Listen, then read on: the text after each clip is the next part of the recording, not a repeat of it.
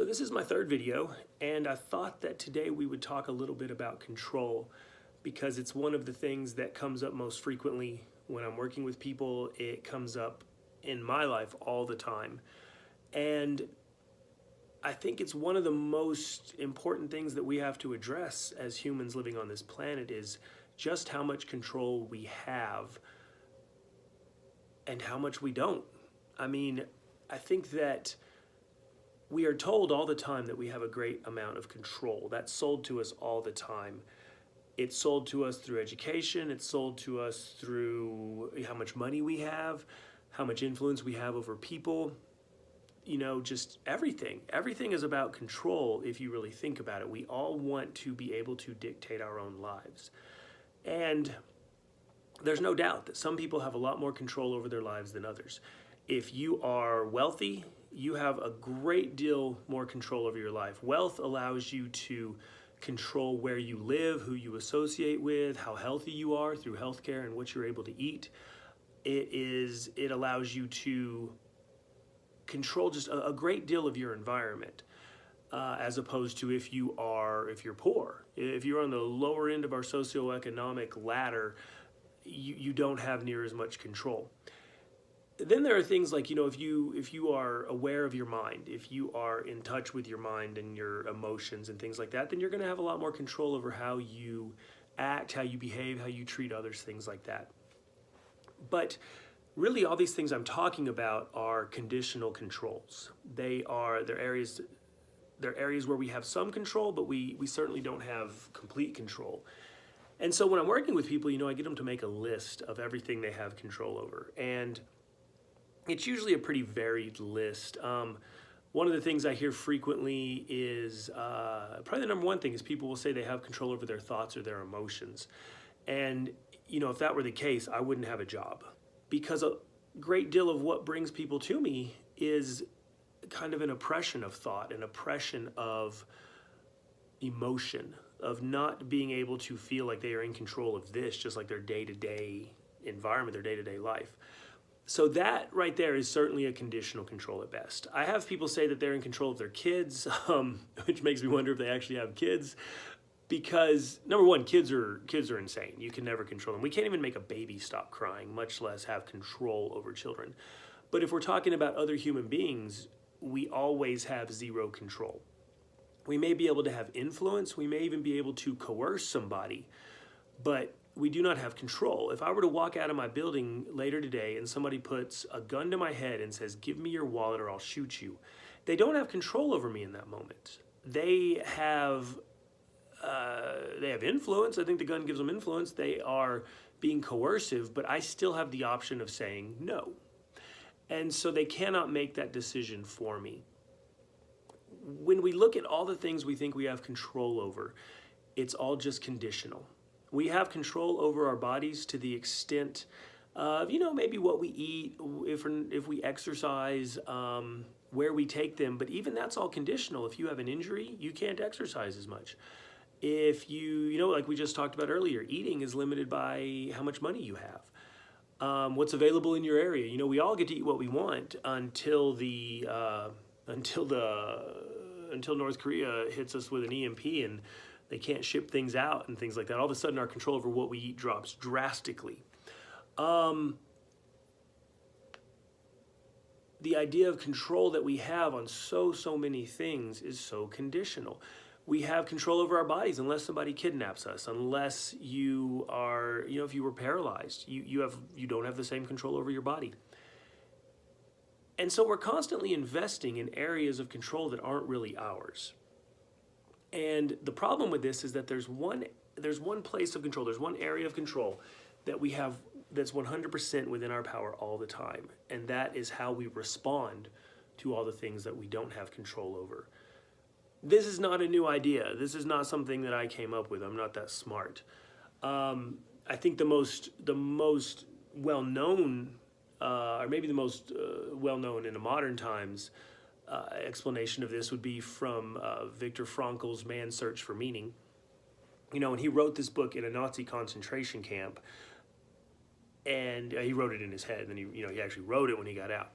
But in a situation in which everything had been taken from him, all the way down to his very identity, he chose to maintain control over how he responded to that. And, there's a real power in how we respond to things. It's the one thing that we always, always, always have within our grasp. It's always our choice in how we respond. Now, some situations make it harder to choose how we respond. If I'm super angry, if I'm sick, if I'm tired, if I'm drunk, I have, to some degree, a lesser control over my response. But, on the last one, I'm being drunk, that was a choice I made, so I chose to cede that control. On the others, I still have enough control of my faculties to at least be in some kind of control of how I respond to things. It might not be perfect, it might not be ideal, but it's still there. It's important that we cultivate this because our response is everything. Who we are in each moment is determined by our response in that moment. I have people do things all the time that are out of character for them, and they'll say, well, that wasn't really me. It was you. That was you in that moment. That was the response you chose to have to that moment. So we don't get to say that that's not us, that was another human being. I mean, what do we mean by that? That was you. That was me. And the times that I respond in a way that I'm not proud of, that's still me, because I am my response. How I respond to things and who I am, it's hard to separate those.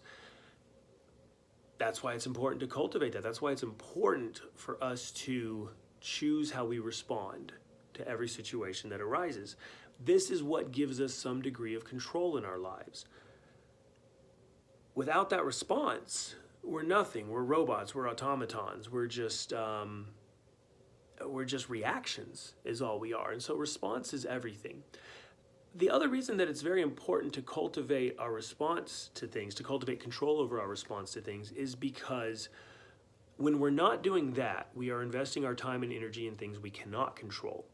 Anytime we're thinking about, if this person would only do this, or if they would only act that way, or if only this had happened, we're not just investing in something that's a waste of time, but we are taking away time from how we could be responding. Life is full of things that we have no control over. If you watch the last video, I was sick. I was sick for like 3 weeks there with a couple different things.